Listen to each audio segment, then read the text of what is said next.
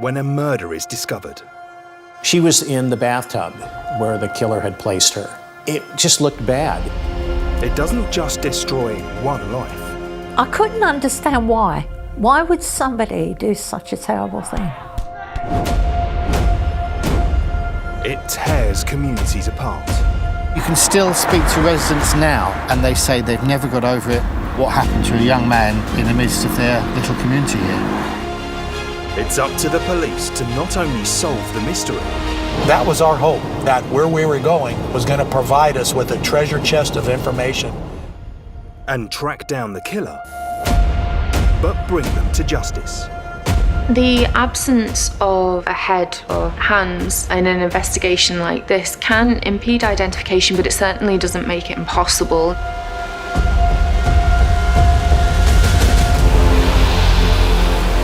In this episode, a 38-year-old woman goes missing, but is believed to have been killed. It was a massive shock, a real shock, I think, for a small city like Exeter to think that something like this could have happened. We deal with dead bodies all the time, however, not many are in this condition.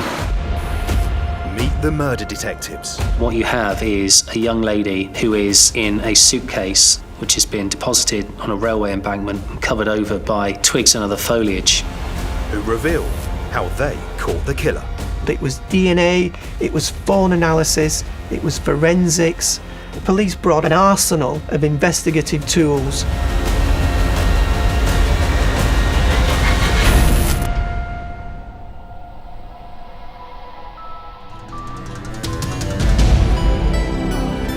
The cathedral city of Exeter in Devon lies on the picturesque River Exe and has been an important centre for the area since Roman times. On August the 8th, 2016, a seemingly routine report came in to Exeter Police Station. We were working on the evening that the missing person report was passed to us to look at, due to finish at 10 o'clock, and like a lot of police shifts, sometimes things don't go as you expect. You're never quite sure what's going to happen, what's going to come in, and it's one of those evenings, and something didn't look right from the outset. Detective Darren Webb and Deputy SIO Martin Sutcliffe picked up the case 2 days later. I was approached about a missing person called Gergana Prodanova, and the fact that there were certain concerns and worries about whether or not it was simply a missing person inquiry or whether or not we had something more sinister. Martin and Darren were told the missing woman was a 38-year-old Bulgarian called Gergana Prodanova. She worked at a local hotel. Xenia Nikolova was a friend and colleague from the hotel. She shared a lot of things from her life before England. In general, she was pretty chatty. Each morning when I go online to check on messages, if anything happened overnight, I got a message from her, which was really bizarre. Just reading it was so weird. There were so many things that doesn't match. And she was telling me that her mom passed away and everything happened so quickly, so she flew back to Bulgaria and she doesn't know when she's going to be back. The text message didn't ring true. When Gergana didn't turn up for work, Xenia tried to call and left several messages, but she didn't respond. We all started worrying. As on the movies, we just had to wait 72 hours and we phoned the police.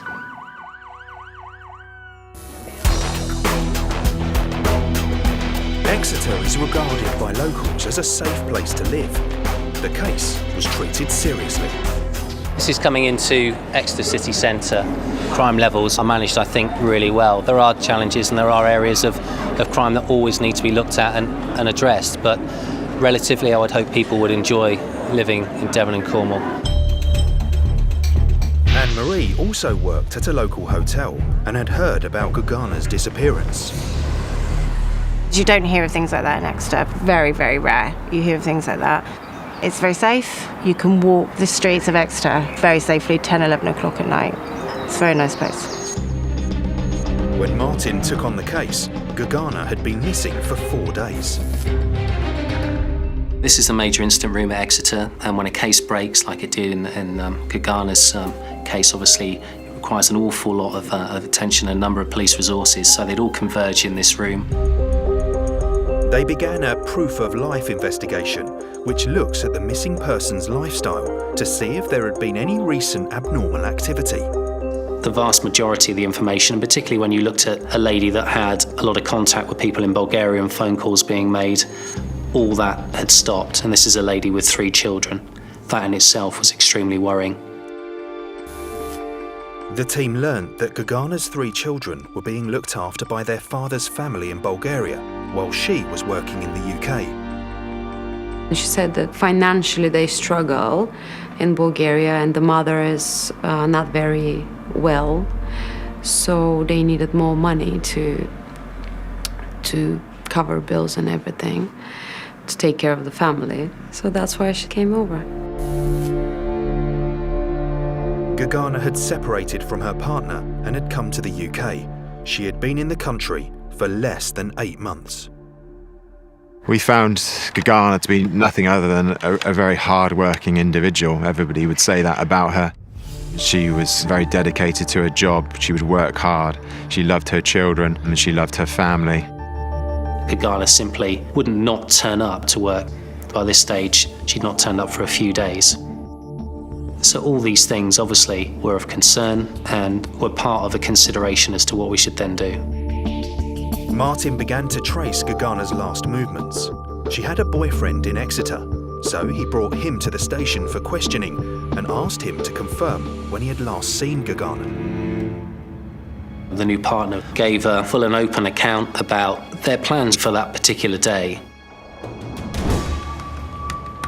Gergana was going food shopping, then planned to see her boyfriend to cook dinner for him, but she hadn't turned up.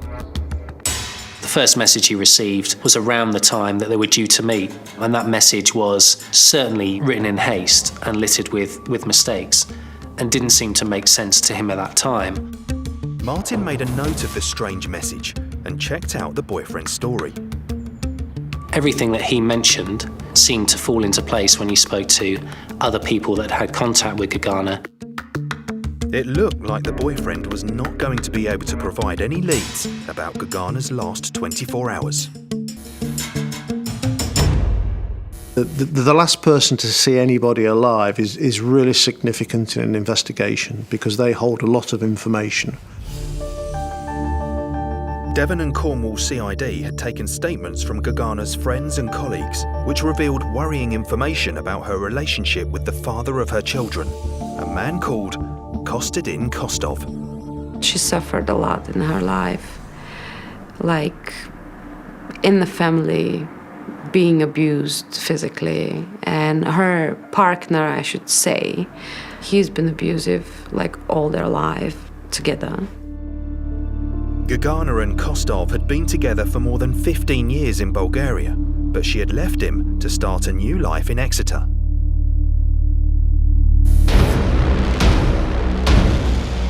The general public tend to believe that abusive relationships evolves around primarily physical violence, whereas actually that's not the case. In a large amount of cases, it can be psychological, so where the perpetrator is controlling the victim through intimidation, coercion. Gaslighting, for example, is where the victim can be so convinced that they are in the wrong that their perception of reality completely changes. The team discovered 42-year-old cleaner Kostov was no longer living in Bulgaria. He had followed Gergana to the UK and moved himself into her tiny bedsit. He too was brought in for questioning. When Kostadin Kostov was interviewed, what he was saying to police was Gergana did come home, he remembers that. She was in possession of shopping, but what he went on to say was that she took a phone call when she was there. And when she took that phone call, her demeanour changed, and she explained to him that her mother had died in Bulgaria, and so she needed to leave in order to sort out, obviously, that family matter. He also went on to say that he had given her £250 in order to help her make her way. As with the boyfriend's story, The detectives thoroughly checked out Kostov's version of events. And we looked at financially. She was actually paid a lot better than he was. And when I looked at his means to give her that money, it didn't make any sense. That account didn't stack up, and there were immediate suspicions about his involvement in the disappearance. With Kostov already at the station being questioned, the team investigated his claim that Gergana had left for Bulgaria. Just looking into the timings, it wasn't possible for Gergana to get to the airport in the time that Kostadin was suggesting. Looking at her mobile phone records, seeing where text messages had been sent from, where was it at the time these messages were being sent. Those things suggested that Gergana's phone was in Exeter at the time where Kostov had said that she was on her way to the airport. It's not true. She was, at least her mobile phone was in Exeter. They also contacted her family in Bulgaria. And we were able to ascertain really quite quickly, and with the help obviously of the Bulgarian community, her mother was still alive. Martin and the team looked at the evidence before them. Gergana had been reported missing 4 days ago, and the Proof of Life team had not been able to find any trace of her. Kostadin Kostov was lying about her last known movements. That's when a decision is made. He should be arrested on suspicion of Gergana Prodanova's murder.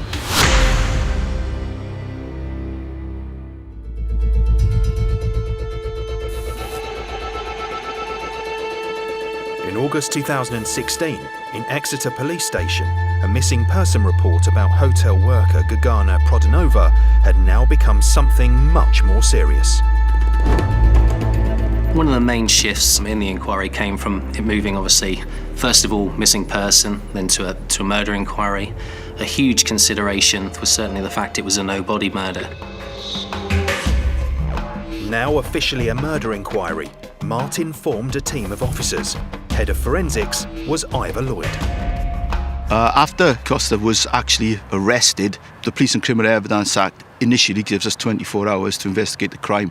That meant there was great pressure on us to try and find something substantive forensically or Gergana or her body within that time before he had to be released.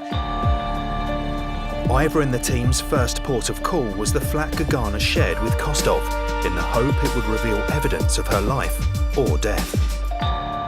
It was a small flat. It must have been very difficult living there, especially with a former partner. It was tidy. She was a hard-working lady. It didn't appear there had been much of disturbance, but of course it had been several days since the disappearance. Her suitcase is still there. Her backpack is still there. Toothbrush is still there. There was Bulgarian currency there. This was further evidence that Gergana hadn't left the country. But the flat didn't reveal the forensic clues Ivor was hoping for. There was certainly no evidence of any blood pattern in the flat. What was there was the items Gergana had purchased in the shop on the night of her disappearance. As we looked at the natural route that Gergana would have taken, we became aware of the fact she stopped at a food store on the way home. The team found Gergana on CCTV at the shop. The ingredients she bought were in the flat, but the clothes she was wearing were not. It made it very, very suspicious. It was evident, unfortunately, that Gergana had probably come to a tragic end. Kostov had already been in custody for 24 hours, so the team had to apply to the magistrates' court for an extension to hold him longer without charge. If they didn't get it, Kostov would be released. The enormity of taking on an inquiry where there's no body can't really be understated. All the inquiries you'd normally have to do obviously still exist, but you're also having to determine with absolute certainty and convince people that Gergana is no longer with us without having that physical evidence. The magistrate granted the extension. Martin had 48 hours left to prove Kostadin Kostov murdered Gergana. Her friends were in shock that Gergana had gone. My hopes were that he probably been so abusive to beat her up, so she cannot just show up on the next day. But she didn't show up in a couple of days, right? So This is my hope, that she's gonna be all right, just hiding.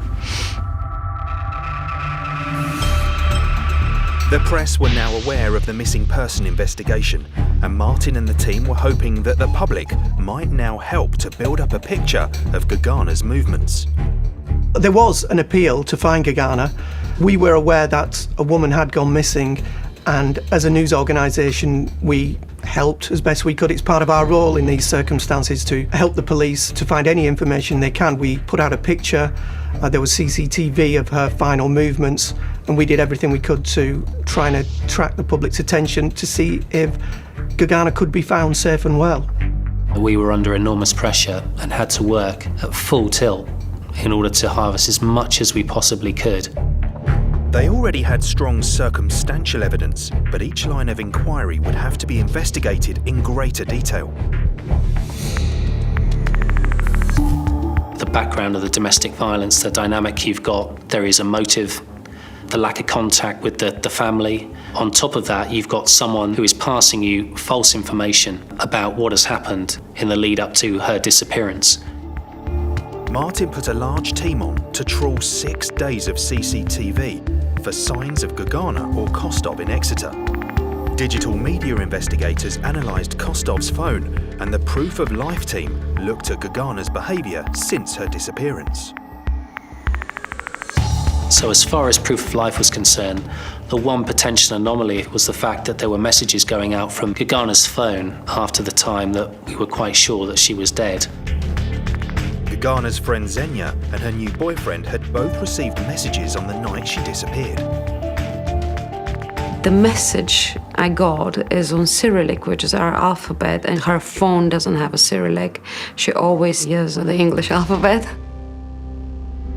The contact Gergana's boyfriend had with her on the night she disappeared was also unusual. The new partner talked about the fact that there was never a voice call, and he requested a voice call. You know, what is this message? Call me. That never happened. Head of Forensics Ivor Lloyd had to keep all options open. Most of our attention was trying to identify where Gergana was, where her clothing was from the night that she was wearing, where any possible weapon might be. A laptop had been recovered from her flat, but her phone was missing. As we start to look at the phone, it hasn't travelled anywhere, not outside of the Exeter area. So we had a dedicated team that looked into that side of the inquiry. Through amazing diligence on their part, they were able to inform us that messages sent to both Gergana's boyfriend and work colleague Xenia had originated from the very close whereabouts of Kostov's flat. It was a revelation. That wasn't all.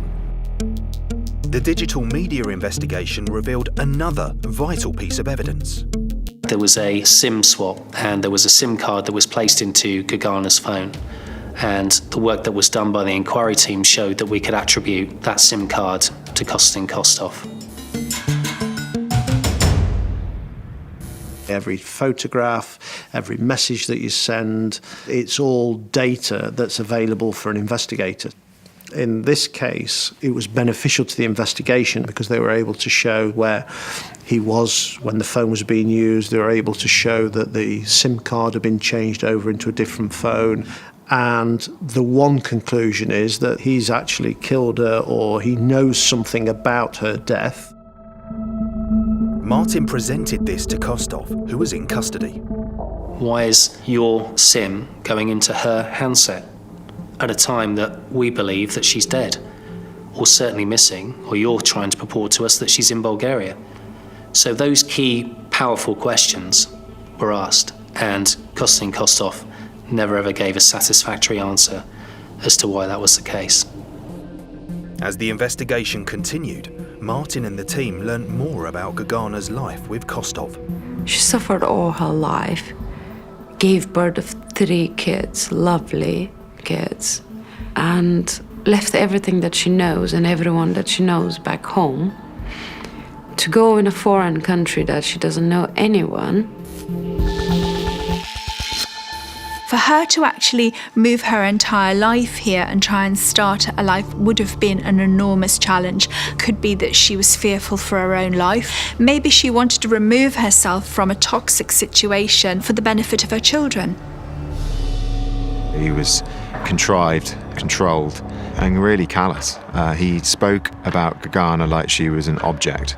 What you have is an ex-partner who is controlling, abusive, who has come across to this country in order to seek Gergana out, is aware of the fact that there is a new relationship. And in effect, what's happening is he's losing control of Gergana. And in domestic violence situations, it's a very dangerous dynamic. He would probably most likely be starting to feel very, very desperate. When coming to England and actually moving into her flat, he probably, to begin with, was very likely to start to evoke power and control over it all over again.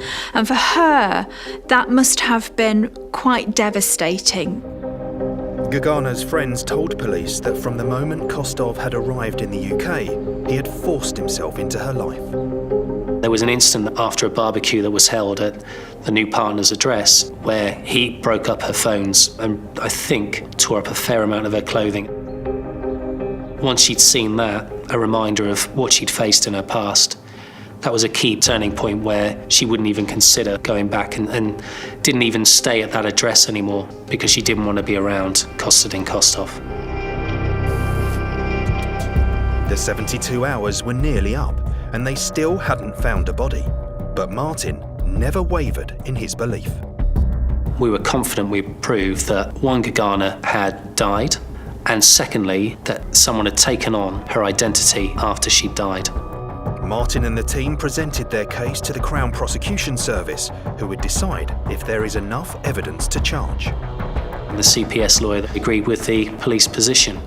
Kostadin Kostov was charged with the murder of Gergana Prodanova. We were aware that a suspect eventually had been arrested, but really we were on the outside looking in. When a major crime like that happens, Devon and Cornwall Police, the major crime investigation team, they keep things very close to their chest.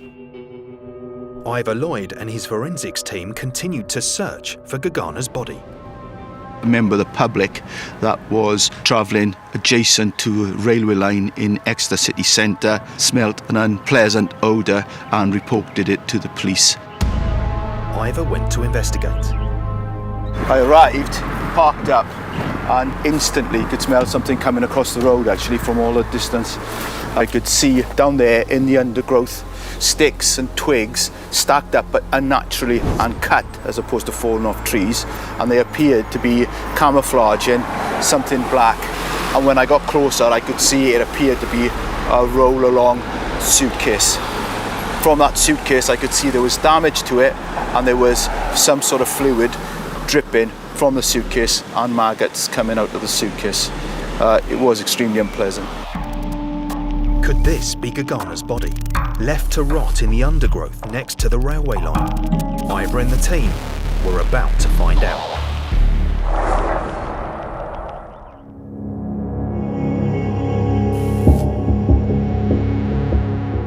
In the Devon city of Exeter, Kostadin Kostov had been charged with the murder of his ex-partner, Gergana Prodanova.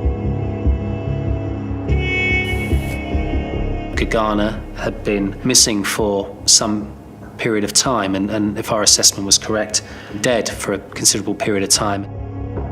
A suitcase had been found near the railway line, and there was a rotten smell in the air. Head of Forensics Ivor Lloyd concluded it was coming from the case. I was fairly sure that something had died within the suitcase. In the circumstances we had, I started to form the hypothesis that the body within the suitcase could very well be Gergana. At that stage, I didn't want to disturb anything, so I summoned CSI to photograph the scene and record it as it was. I went down to the suitcase and I pulled the suitcase out of its hidey hole up onto a flatter part of ground to see what we could see. I didn't want to open it air in the outdoors. I wanted it secured and controlled in a mortuary environment. Ivor informed Martin and the team back at HQ of what had been found. They were hoping the suitcase could answer a lot of questions. What can we determine about how she may have been killed? Which is why you then have, obviously, a forensic post-mortem dealt with by a Home Office pathologist who will go through and find detail and try and give as many answers as they can in respect of what happened to the deceased. We deal with dead bodies all the time, obviously, by virtue of the job we do. However, thankfully, not many are in this advanced, decomposed condition. This was extremely trying for the team, very unpleasant, notwithstanding the circumstances, but just actually the state of the body itself. Many thousands of maggots were coming out of the body bag, so it was quite a challenging post-mortem examination. So decomposition is a continuous process of varying stages that produce different scents, different chemical compounds, different gases. We break the continuous process of decomposition down into 5 stages, the latter 2 being advanced or post-decay and moving towards dry remains.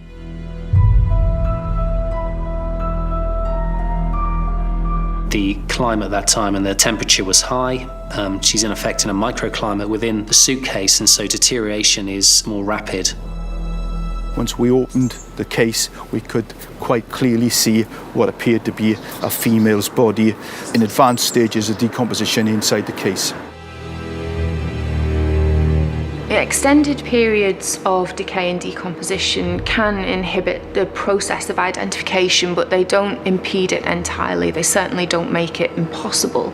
So from even dry remains, completely decomposed with no soft tissue, we can still look to establish things relating to the biological identity of the individuals. So in the end, the identification of Gergana to the body in the case was done through DNA. We looked at the toothbrush, which we retrieved from her home flat, and then we compared it to DNA from tissue from the body, and it indeed matched, and it was Gergana. The police activity in the area had attracted a lot of attention, and the local community became aware of their discovery. A body had been discovered on a railway embankment in Exeter. That's when we first knew that an incident, a tragedy of some sort had occurred. What we didn't know at that stage was the background.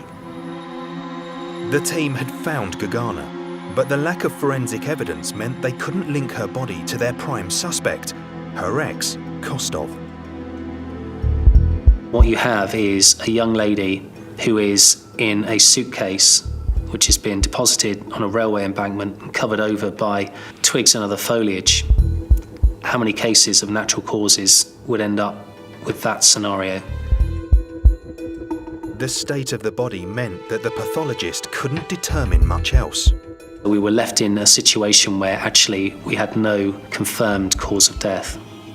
We weren't able to say definitely how Gergana was killed or how she died. Having now identified Gergana, Martin and the team could now tell her family and friends that she was not missing. Most importantly, the family could have a Christian burial and could mourn their lost one in a way that they needed to. It's horrific, the news, but the position is then definite. We expected to hear that maybe, she had gone off with someone or, she was safe and well. But then to hear that, she had actually died, it was a real shock, real shock. We sent reporters to the railway embankment, the road next to where the body was found, and we knocked on doors. It's part of the journalist's job to get as much information as you can. If you can't find anything concrete out about the actual incident itself, it's common practice to ask people in the street. And of course, they were worried, but the general reaction was one of puzzlement.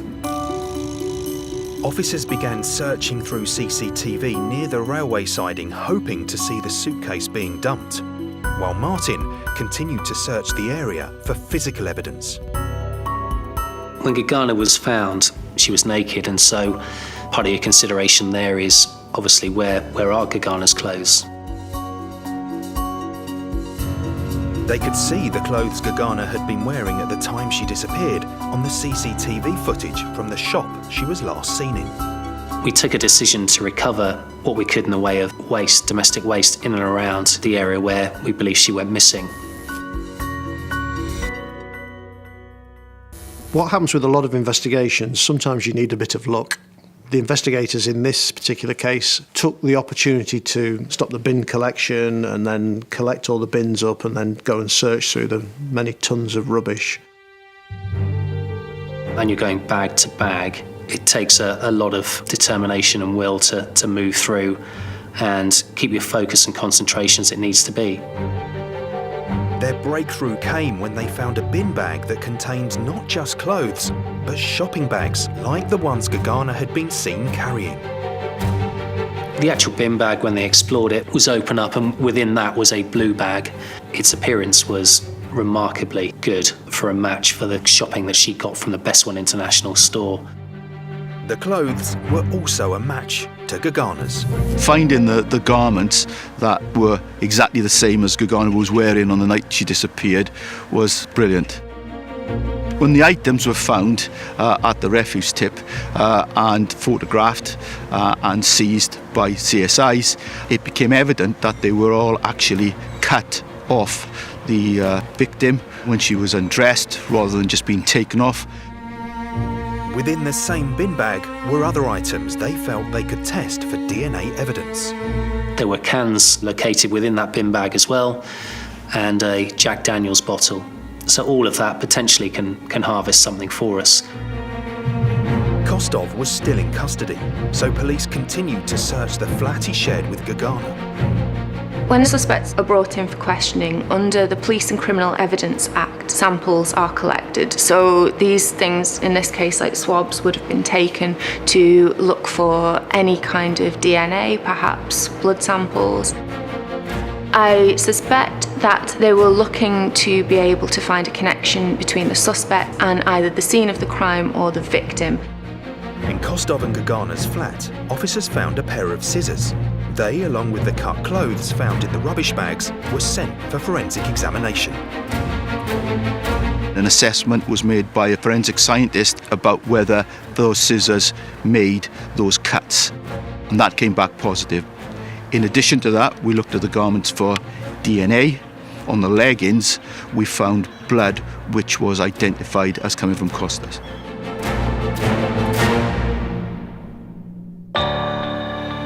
More DNA tests were done on the beer cans found in the rubbish, again looking for a link with Kostov.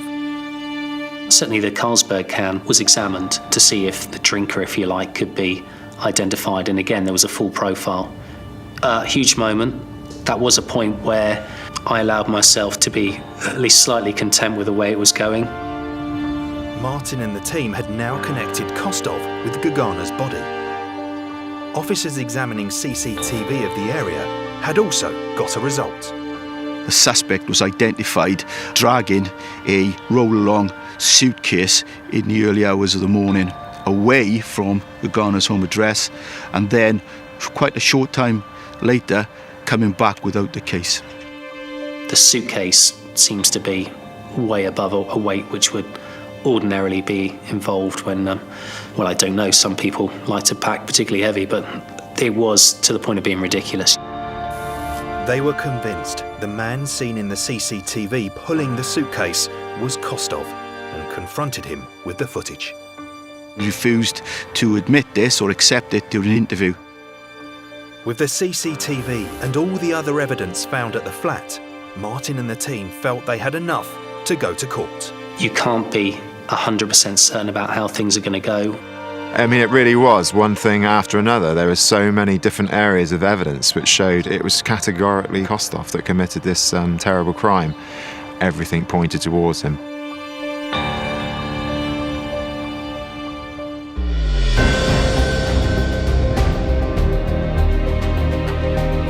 "38-year-old Gergana Prodanova had been found dead in a suitcase, dumped near the railway line in Exeter, Devon. For months on end, myself, the case officer, and those at the core of the inquiry were basically working at full tilt, like a war of attrition, trying to get everything done. And it was one of the most demanding periods I've ever had in my police career.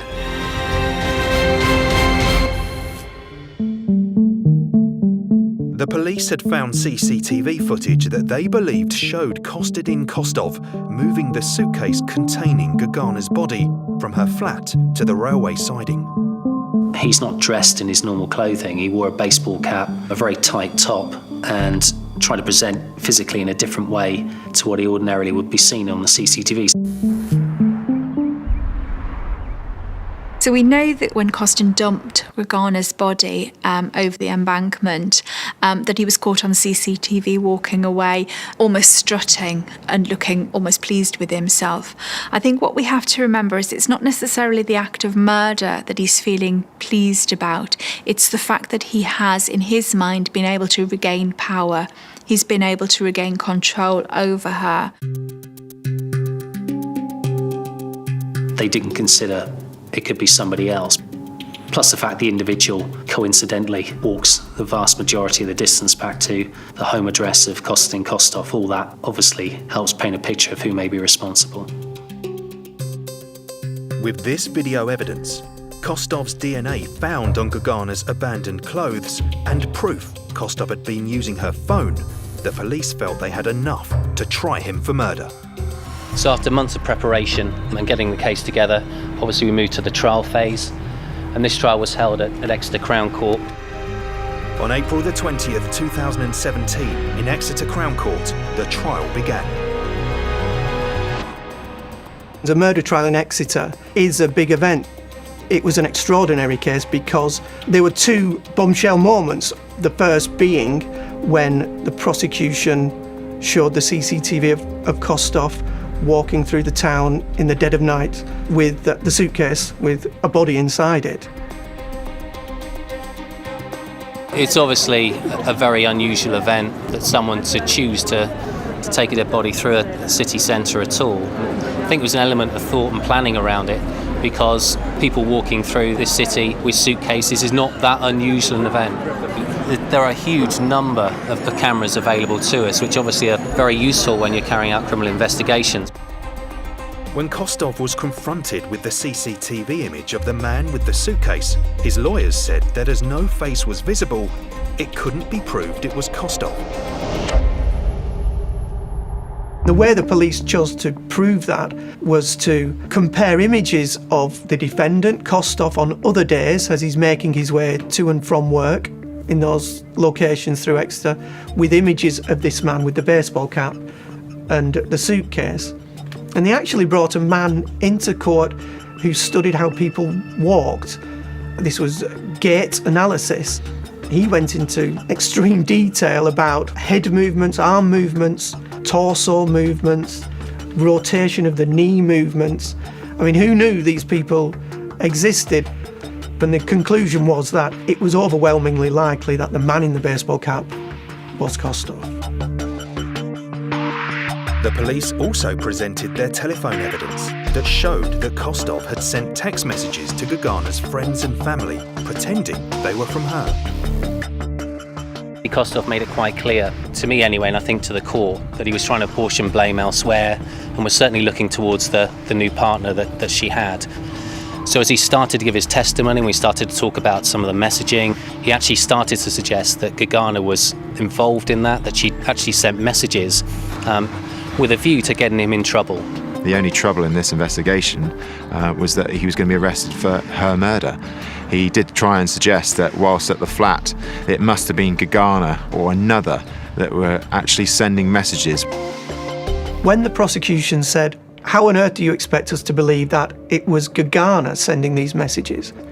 He was the person sending them all along, it was obvious. And to suggest that Gergana was still alive sending messages in her name was ridiculous, to be honest.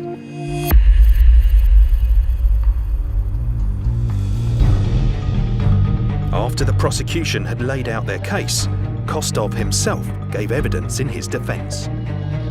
It's always a high point of a trial when the defendant gives his evidence, because you know very quickly after he opens his mouth and answers these allegations whether or not he's got a case or not.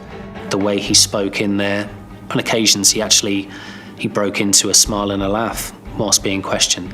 That's the person that you're dealing with. That's unbelievable.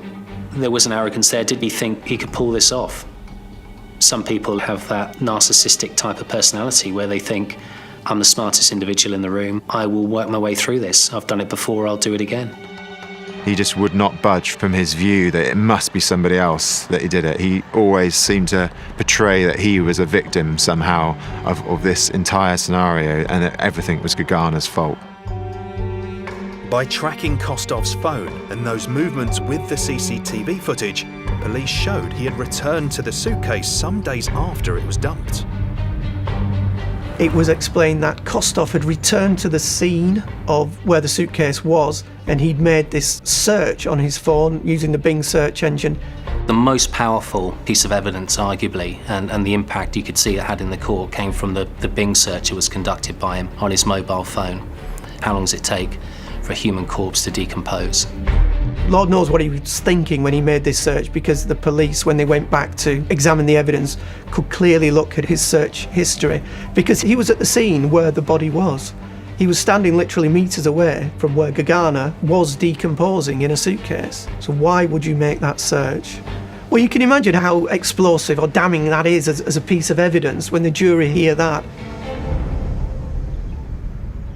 The court case took 5 weeks. In the end, it was down to the jury to decide whether Kostov was guilty of the murder of Gergana. One of the challenges is that you almost have to be able to demonstrate how somebody died. Gergana's body was found in a suitcase, so it was quite clear that it wasn't natural. So that in itself helped. They can't say that it's a murder because there's no sign of violence, but by the same token, is it an accident? It's quite clear she was murdered. It's quite clear that she was put into a suitcase and transported to that location, to the deposition site. It probably wasn't as big an issue because of those reasons that they couldn't establish how she died. So I was there for the duration of the trial. Trials are always very nerve-wracking experiences. I think he possibly did think he could get away with it. I don't think he had any sense of the reality of standing in a witness stand in the UK trying to prove yourself to a jury of 12 men and women when you're faced with such a compelling case. At every stage when the prosecution presented its evidence, he was simply moving a step closer to the prison cell. Once all the evidence had been heard, the judge sent the jury out to consider their verdict. It's almost like you take a breath. The dynamic has changed. You've gone through, you've done everything you possibly can. I've sat through hundreds of trials, and you never know until that verdict comes whether or not the jury sees the case in the way that you see it. A person's liberty is at stake here. Everything has to be taken seriously. So when the verdict is delivered, it is high drama, it's pure theatre in a sense. Under 90 minutes later, they came back into court and were unanimous in a guilty verdict. It really was such a strong case. So the relief is even greater because it would just be a horrendous miscarriage of justice if he was able to walk the streets knowing what we knew about him in the fullness of Kostadin Kostov's character. It just wouldn't have been right. Any other verdict other than murder and guilty. The motive for this case was as old as the hills. It was jealousy. If he couldn't have her, obviously no one else could. And that's the unfortunate thing. But he's in the right place, and I think we all feel a lot safer that he is there. And maybe people will learn something from this case, let's say it. People should not accept abuse, mental or physical abuse. You should change it, immediately cut it off.